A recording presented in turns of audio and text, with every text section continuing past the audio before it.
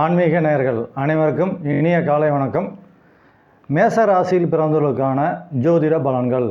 மேசராசினா அதில் உள்ள நட்சத்திரங்கள் அஸ்வினி, பரணி, கார்த்திகை நட்சத்திரம். இந்த 3 நட்சத்திரத்தில் பிறந்தவங்களுக்கும் மேச ராசியில் பிறந்தவங்களுக்கும் இப்போ நான் சொல்லக்கூடிய ஜோதிட பலன்கள் உங்களுக்கு பொருந்தும். மேசராசியில் பிறந்தவங்களுக்கு சொத்து எந்த வகையில் எப்படி உங்களுக்கு கிடைக்கும்? மேசராசினா அதோட அதிபதி பார்த்திங்கன்னா செவ்வாய் பகவான். செவ்வாய் பகவானுக்கு நெருங்கிய நட்பு கிரகங்கள்ங்கிறது, அதாவது மேசராசியை பொறுத்த வரைக்கும் 4க்கும் 7க்கும் அதிபதியான சந்திரனும் சுக்கிரனும் மேசராசிக்கு அதிபதியான செவ்வாய் பகவானுக்கு நெருங்கிய நட்பு கிரகங்கள் ஆகும். மேலும் 5க்கும் 9க்கும் அதிபதியாக வரக்கூடிய கிரகங்கள் குருவும் சூரியனும் நெருங்கிய நட்பு கிரகங்கள் ஆகும். மொத்தத்தில் மேசராசியில் பிறந்தவங்களுக்கு லக்னாதிபதியான செவ்வாய் பகவானும் 2 கேந்திரத்துக்கு அதிபதியாக வரக்கூடிய கிரகங்கள் சந்திரன், சுக்கிரன், 2 திரிகோணத்துக்கு அதிபதியாக வரக்கூடிய கிரகங்கள் குரு பகவானும் சூரிய பகவானும் ஆகும். இந்த மேசராசியில் பிறந்தவங்களுக்கெல்லாம் சுக்கிரன், சந்திரன், குரு பகவான், சூரிய பகவான் இந்த கிரகங்கள்லாம் நன்மை பலனை அளிக்கக்கூடிய கிரகங்கள் ஆகும். சரி, சொத்து எப்படி கிடைக்கும்? 5ஆம் வீட்டு அதிபதியாக வரக்கூடியவர் சூரிய பகவான் ஆவார்.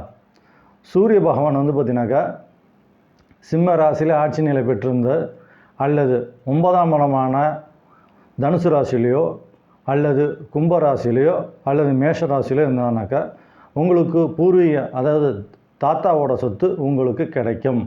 ஏன்னா 5ஆம் வீடுங்கிறது தான் பூர்வ புண்ணியத்தை பற்றி சொல்லக்கூடிய வீடாகும். ஆகவே இந்த ராசிக்காரங்களுக்கு சூரிய பகவான் நல்ல வலிமையான நிலையில் ஆட்சியோ உச்சமோ பெற்று திரிகோணத்தில், அதாவது மற்றொரு திரிகோணத்தில் இருந்தாருனாக்கா உங்களுக்கு பூர்வீக சம்பந்தப்பட்ட சொத்து கிடைக்கும்.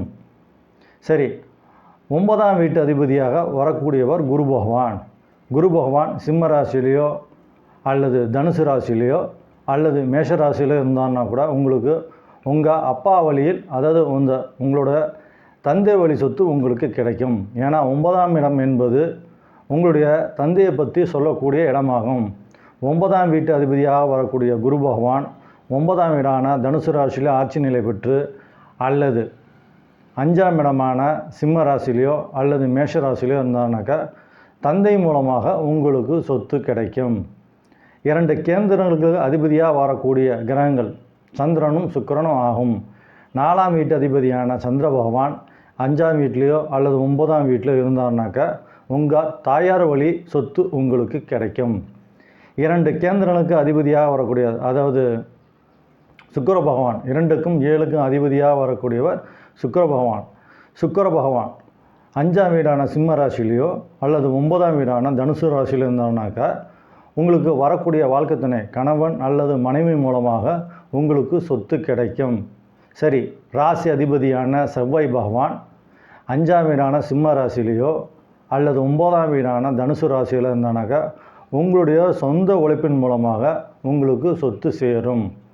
மொத்தத்தில் எந்த கிரகம் உங்கள் ஜாதத்தில் வலிமையான நிலைமையில் இருக்கிறதோ அதுக்கு தகுந்தாற் போல தான் உங்களுக்கு சொத்து அமையும். நன்றி.